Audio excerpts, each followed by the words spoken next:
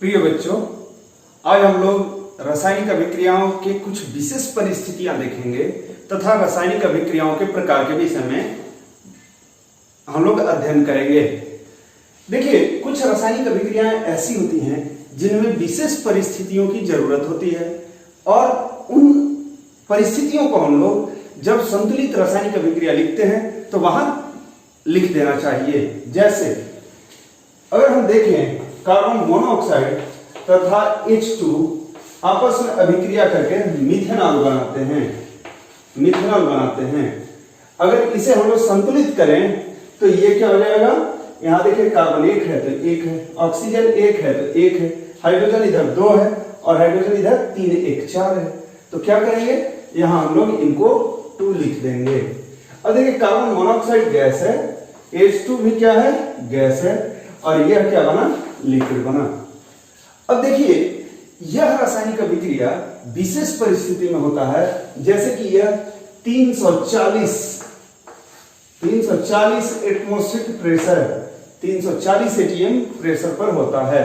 तो इन रासायनिक अभिक्रियाओं की विशेष परिस्थितियों को हमें लिख देना चाहिए। उनकी विशेष परिस्थितियां हम क्या करते हैं, जो यह तीर का निशान होता है उसके ऊपर अथवा नीचे हम लोग लिखते हैं। जैसे यहाँ क्या है, carbon monoxide gas hydrogen gas के साथ अभिक्रिया किया तो हमें मिथेनॉल मिला है। यहाँ मिथेनॉल मिला, मेथेनॉल।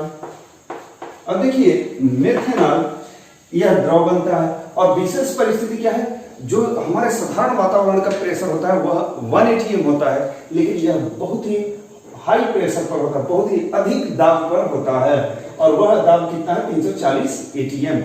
अब इसी तरह से देखिए यहाँ पर 6 कार्बन डाइऑक्साइड के मोलेक्यूल 6 मिलकर के 12 जल के अणु के साथ मिलकर के यहाँ क्या बनाते हैं, ग्लूकोज बनाते हैं, ग्लूकोज और ऑक्सीजन तथा 6H2O बनाते हैं। अब देखिए इनकी सभी की अवस्थाएं आप दे दीजिए। अवस्था क्या है, यह गैस है, यह क्या है, एक्वस है, मतलब लिक्विड है और यह क्या है, एक्वस अवस्था में है, मतलब जल में घुला हुआ रहता है, घुलनशील है, समांगी मिश्रण है। समांगी मिश्रण को हम क्या करते हैं, एक्वस लिखते हैं। अब देखिए यह O2 क्या है, गैस है, लेकिन यह भी क्या है, जल में घुला हुआ रहता है, तो यह भी समांगी मिश्रण हो गया यहाँ पर, और यह क्या होगा, लिक्विड होगा। तो यह अभिक्रिया प्रकाश संश्लेषण के दौरान होता है। यह अभिक्रिया प्रकाश संश्लेषण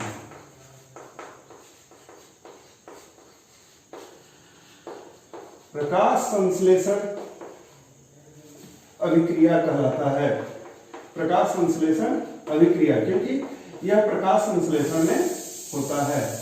अब देखिए यहां पर विशेष परिस्थितियां क्या है, तो यह सूर्य के प्रकाश के ही दौरान हो सकता है। सूर्य की प्रकाश की मौजूदगी इनकी बेहद ही जरूरत है, सूर्य प्रकाश होना जरूरत है।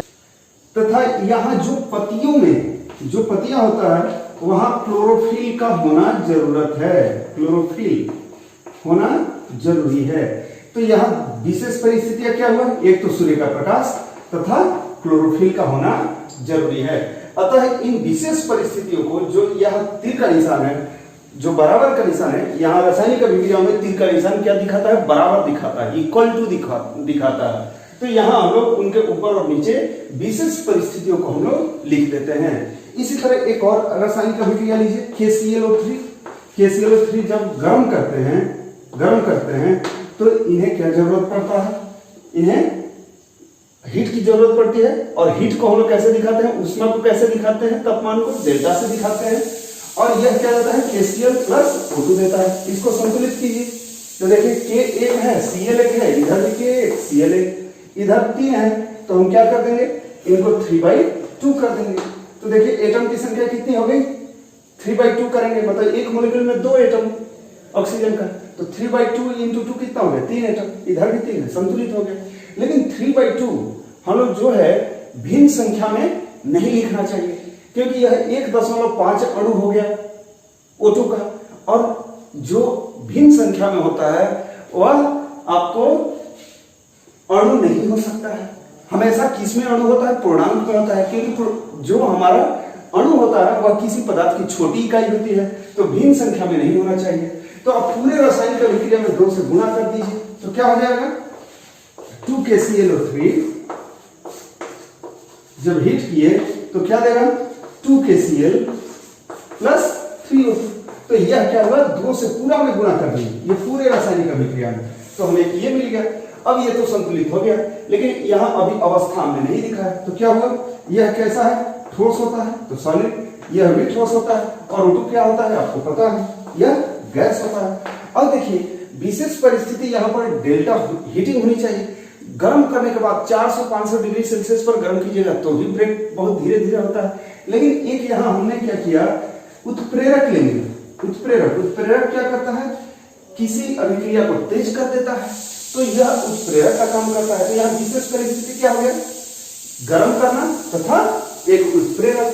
तो ये सभी क्या है विशेष परिस्थितियां हैं। तो रासायनिक अभिक्रियाओं में विशेष परिस्थितियों को हमें वहां तीर के निशान के ऊपर अथवा नीचे लिख देना चाहिए। अब हम लोग देखेंगे रासायनिक अभिक्रियाओं के प्रकार। अगर बृहद स्तर पर अगर सारे रासायनिक अभिक्रियाओं को देखा जाए तो इन्हें 5 भागों में विभाजित किया जा सकता है। पहला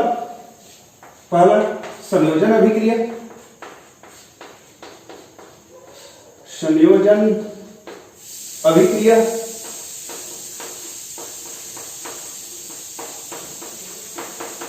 दूसरा वियोजन अभिक्रिया, वियोजन या इन्हें विघटन अभिक्रिया भी कहते हैं, विघटन अभिक्रिया। तीसरा विस्थापन अभिक्रिया, विस्थापन अभिक्रिया। चौथा द्विविस्थापन अभिक्रिया,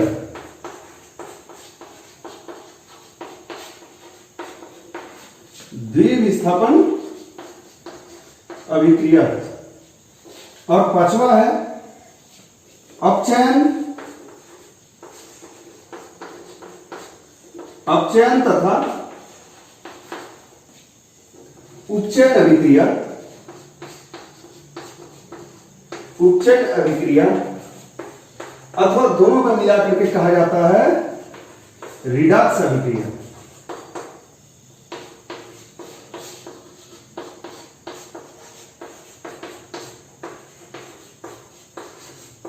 रिडॉक्स अभिक्रिया। तो 5 प्रकार के रासायनिक अभिक्रियाएं होती हैं। अब हम लोग इनका एक एक करके अध्ययन करेंगे। सबसे पहला संयोजन अभिक्रिया, इसे इंग्लिश में हम लोग कॉम्बिनेशन रिएक्शन कहते हैं, कॉम्बिनेशन रिएक्शन, कॉम्बिनेशन रिएक्शन। यहां देखिए संयोजन, नाम से ही आपको पता चल रहा है कुछ संयोजन होगा, मतलब कुछ जुड़ेगा। इंग्लिश का मतलब ही कॉम्बिनेशन, मतलब कंबाइन, मतलब जुड़ना। तो यहां देखिए 2 या 2 से अधिक अभिकारक आपस में जुड़ करके अभिक्रिया करके एकल उत्पाद का निर्माण करते हैं।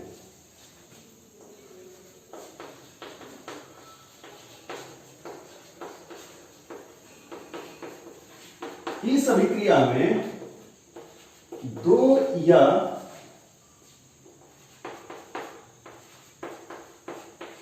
2 से अधिक, 2 या 2 से अधिक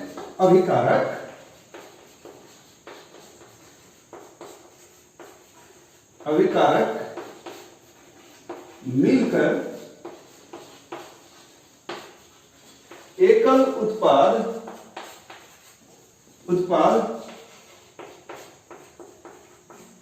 का निर्माण करते हैं, एकल उत्पाद का निर्माण करते हैं। जैसे सबसे पहला रासायनिक अभिक्रिया आपने पढ़ा है, जो बृहत स्तर से जिस रासायनिक अभिक्रिया को पढ़े हैं, तो देखिए Mg तथा O2 मिल करके एकल उत्पाद देता है MgO। तो यह क्या हुआ, एक संयोजन अभिक्रिया हुआ। तो इसमें क्या है, 2 या 2 से अधिक अभिकारक मिलकर के एकल उत्पाद बनाते हैं, मतलब उत्पाद एक ही बनता है लेकिन अभिकारक एक से अधिक हो सकता है। इसी तरह देखिए आप कार्बन प्लस ऑक्सीजन, ये दोनों मिलकर के क्या देते हैं, CO2 देते हैं। अवस्थाओं को दिखा दीजिए, बैलेंस कर दीजिए। इसी तरह कार्बन क्या होगा, यह सॉलिड होगा, ठोस होगा। यह क्या होता है, ऑक्सीजन गैस होता है, और कार्बन क्या होता है, कार्बन डाइऑक्साइड गैस होता है। तो ये क्या है, आपको संयोजन अभिक्रिया है। इसी प्रकार आप ले लीजिए कार्बन तथा हाइड्रोजन मिलकर के, कार्बन तथा हाइड्रोजन मिलकर के CH4 मतलब मीथेन देते हैं,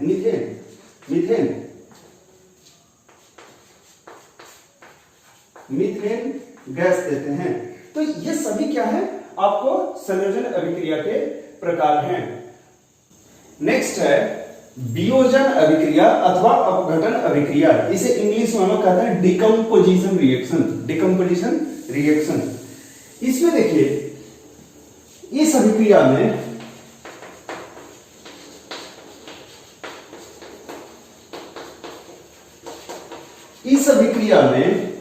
एकल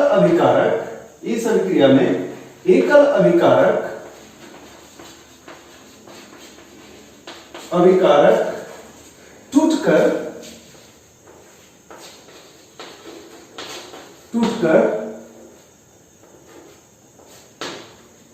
छोटे छोटे उत्पाद बनाता है, छोटे छोटे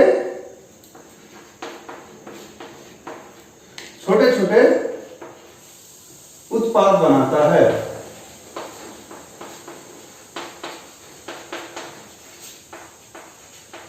देखिए इसमें क्या हो रहा है कि एक ही अभिकारक रहेगा तथा वह टूट करके छोटे छोटे उत्पाद का निर्माण करता है, जैसे CaCO3 है। अब देखिए जब हम कैल्शियम कार्बोनेट को हीट करते हैं, उष्मा देते हैं, तो यह कैल्शियम ऑक्साइड तथा कार्बन डाइऑक्साइड का निर्माण करता है। तो अब यहां देखिए तापमान हमें देना पड़ा, तो यह क्या हुआ, एकल अभिकारक मिलकर के छोटे छोटे उत्पाद का निर्माण कर रहा है। ऐसे अभिक्रियाओं को हम क्या कहते हैं, वियोजन अथवा विघटन अभिक्रिया। यह संयोजन अभिक्रिया के बिल्कुल विपरीत होता है। यह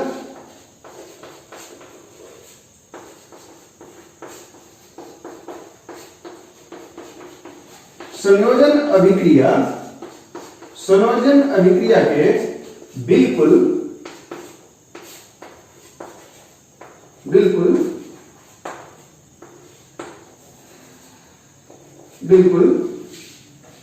विपरीत होता है, बिल्कुल विपरीत होता है। तथा आप ध्यान दें कि इसके लिए वियोजन अभिक्रिया के लिए क्या क्या जरूरत हो सकता है, तापमान हो सकता है, मतलब ऊष्मा की जरूरत हो सकती है, अथवा प्रकाश की जरूरत हो सकती है, अथवा फिर यहां आपको विद्युत की उपस्थिति होनी जरूरी है। मतलब वियोजन अभिक्रिया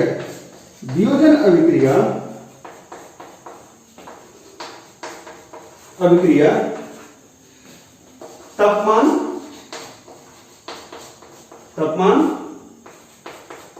या ऊष्मा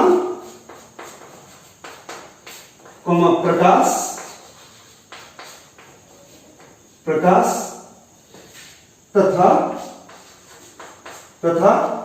विद्युत के उपस्थिति में हो सकता है। विद्युत के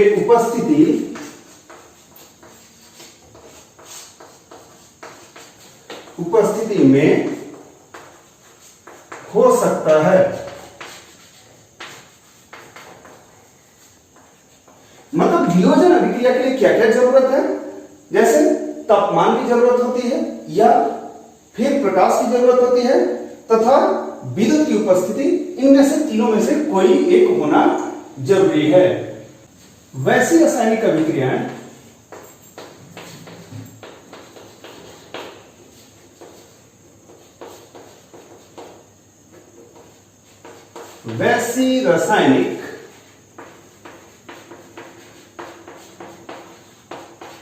अभिक्रियाएं अभिक्रियाएं जिनमें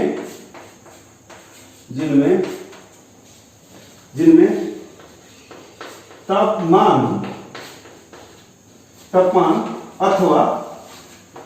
अथवा ऊष्मा से उष्मा से अपघटन होता है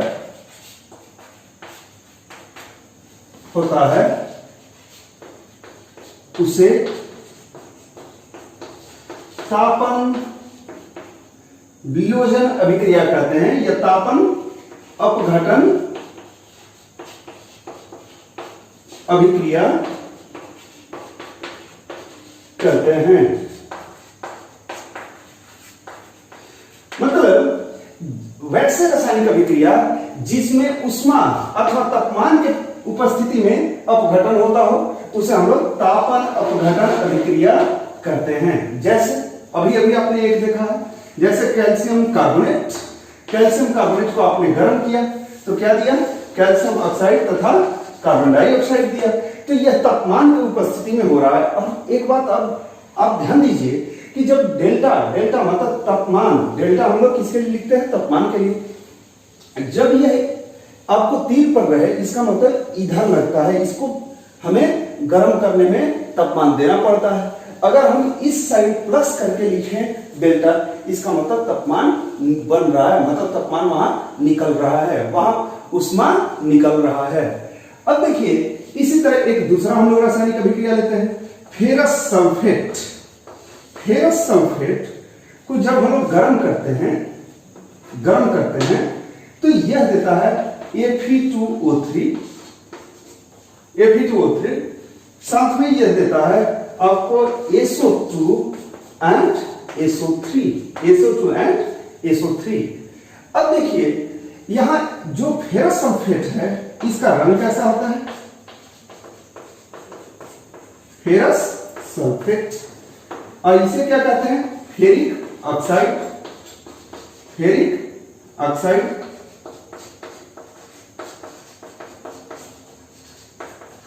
और यहां पर यह क्या है, सल्फर डाइऑक्साइड,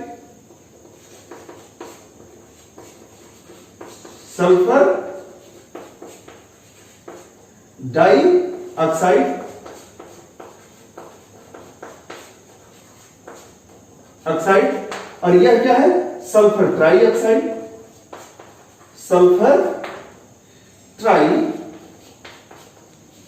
ट्राइऑक्साइड।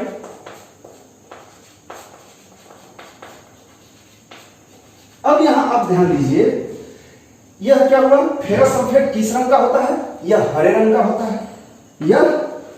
होता है, अब इसे हम जब गर्म करते हैं तो यह क्या होता है, भूरे रंग का हो जाता है। भूरे मतलब आपको ब्राउन कलर का भूरे रंग का हो जाता है।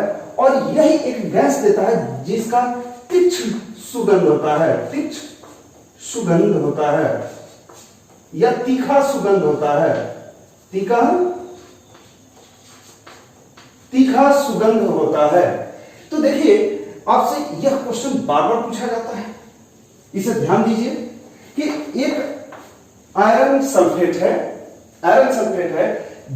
जिसका रंग हरा होता है, उसे गर्म करते हैं तो एक भूरे रंग का पदार्थ X देता है, एक भूरे रंग का कंपाउंड मतलब यौगिक X देता है, तथा एक तीक्ष्ण सुगंध वाला गैस Y देता है, और उसके साथ साथ एक कंपाउंड मतलब यौगिक बनता है जिसका कोई तीखा सुगंध नहीं होता है। इन सभी X, Y, Z को पहचाने।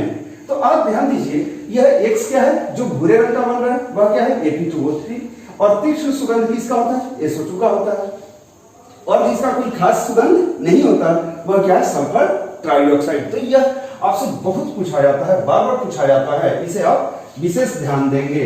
अब देखिए इसे संतुलित करना चाहें आप, देखिए थोड़ा सा बड़ा रिएक्शन है, आप संतुलित करके देखें। तो अगर आप संतुलित करना चाहते हैं तो यहां देखिए आयरन 1 है, इधर कितना है, 2 है, तो हम क्या कर देंगे, यहां 2 से गुना कर देंगे। अब देखिए यहां सल्फर क्या हो गया, 2 है, इधर भी कितना है, 2 है, कोई दिक्कत नहीं। सब ऑक्सीजन कितना हुआ, 4 गुना 8, और यहां कितना, 3, 2, 5 और 3, 8। तो यह अब क्या हो गया, संतुलित रासायनिक अभिक्रिया हो गया। तो इसे आप ध्यान देंगे, बहुत ही इंपॉर्टेंट है। नेक्स्ट देखिए, जब lead nitrate PbNO3 lead nitrate को गर्म करते हैं, तो क्या होता है, यह देता है PbO, तथा NO2 और साथ में देता है एक गंधहीन गैस जिसका कोई गंध नहीं होता, मतलब कोई सुगंध नहीं होता, वह क्या है? ऑक्सीजन। अब देखिए यह भी इसी अभिक्रिया के भांति बहुत ही महत्वपूर्ण है। जैसे देखिए इसमें यह क्या है? रंगहीन यौगिक है, इसका नाम क्या है? Lead nitrate. Lead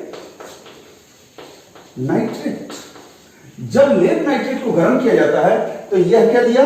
lead oxide. Oxide. और यह गैस दे दिया एक नाइट्रोजन का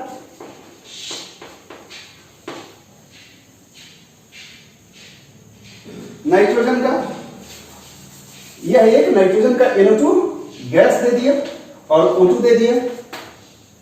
अब देखिए यहां पर जो लेड ऑक्साइड है इसका रंग कैसा होता है? पीला होता है। और लेड नाइट्रेट कैसा होता है? रंगहीन होता है। यह रंगहीन होता है। तो अब देखिए आपसे क्वेश्चन कैसे पूछा जाता है? एक लेड नाइट्रेट है, लेड नाइट्रेट को जब गर्म करते हैं तो पीला यौगिक X बनाता है, इसके साथ साथ एक भूरा गैस Y बनता है, भूरा गैस Y बनता है, तथा इनके साथ एक और गैस Z बनता है। X Y Z को पहचाने तथा इनका संतुलित रासायनिक अभिक्रिया लिखें।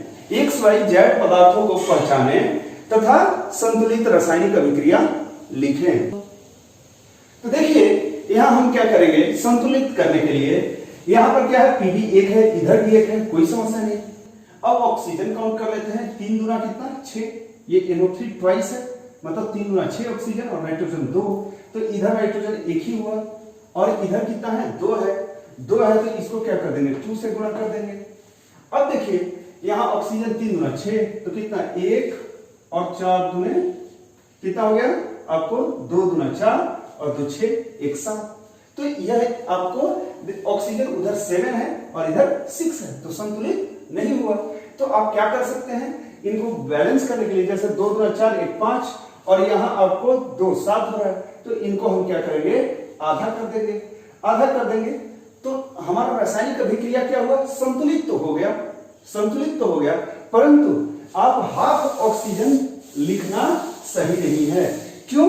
क्योंकि किसी भी पदार्थ का हाफ अणु होना संभव नहीं है।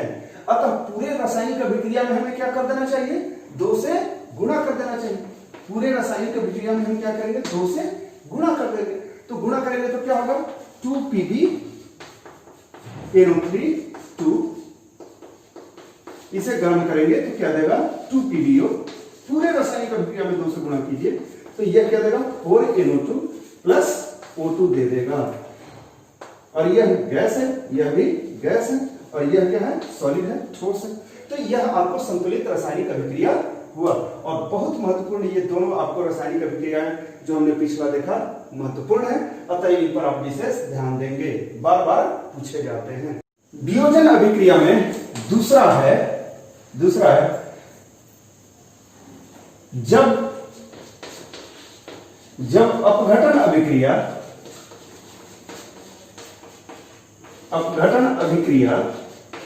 अभिक्रिया विद्युत इलेक्ट्रिसिटी के उपस्थिति में हो, विद्युत के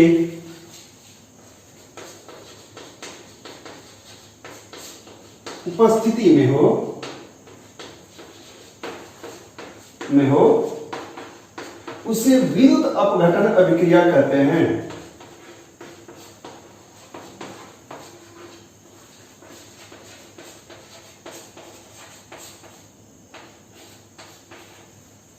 उसे विद्युत अपघटन अभिक्रिया कहते हैं।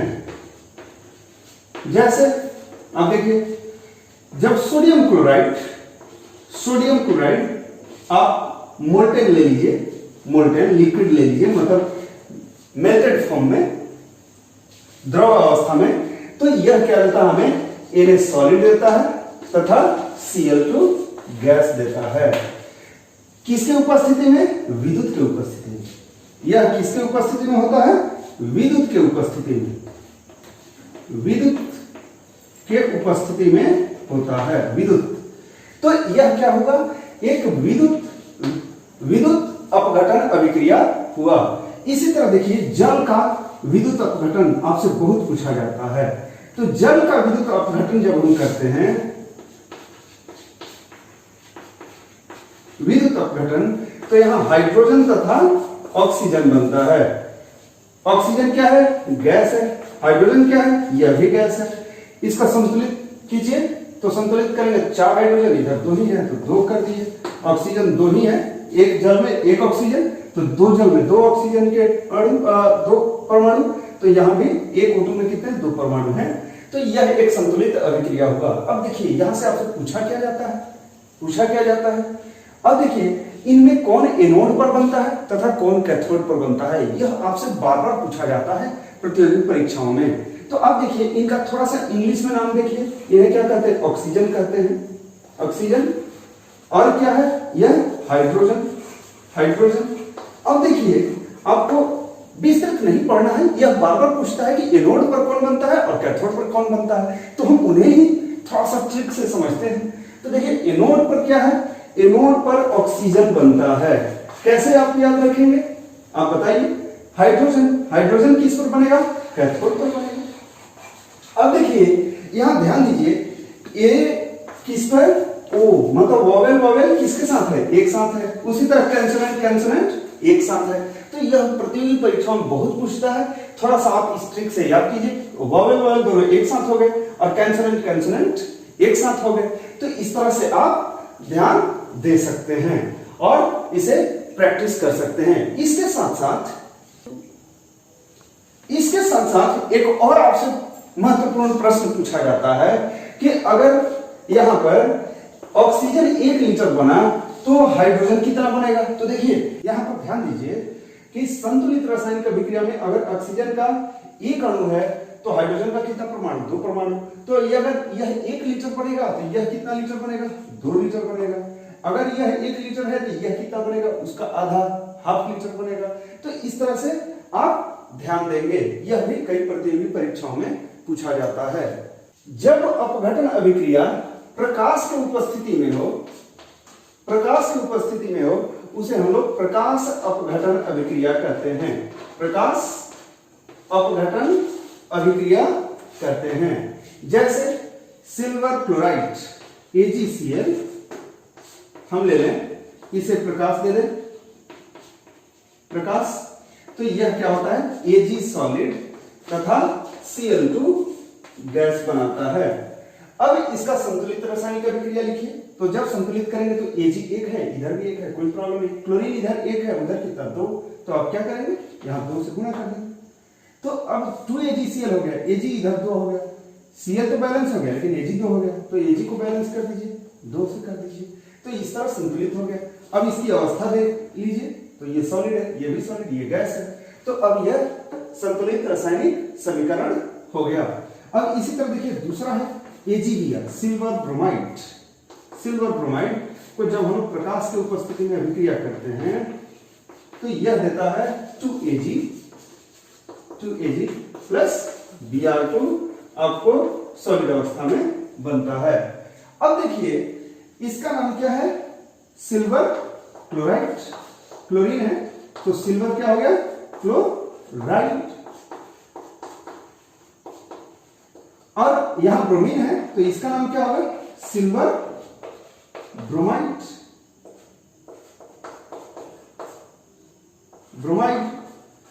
अब देखिए ये दोनों रासायनिक अभिक्रिया कहां प्रयोग होता है, जो ब्लैक एंड व्हाइट फोटोग्राफी पहले होता था। अभी तो सारा फोटोग्राफी आप किसमें करते हैं, मोबाइल कैमरा से करते हैं। लेकिन पहले जितने फोटोग्राफी होते थे किससे होते थे, जिसमें आप कोडैक वगैरह के आपको रील देखते हैं, जिसमें रील हुआ करता है, उस फोटोग्राफी में देखिए तो यही जो रील होता है, जो भूरे रंग का होता है, वह क्या होता है, यही AgCl और AgBr का लेप होता है। जितना ही अच्छा क्वालिटी का निगेटिव होता है उतना ही उसमें AgBr अधिक होता है। अतः इन्हें हम लोग फोटोग्राफी अभिक्रिया भी करते हैं। इन्हें हम लोग फोटोग्राफी अभिक्रिया भी करते हैं। क्यों क्योंकि यह फोटोग्राफी में प्रयोग होता है।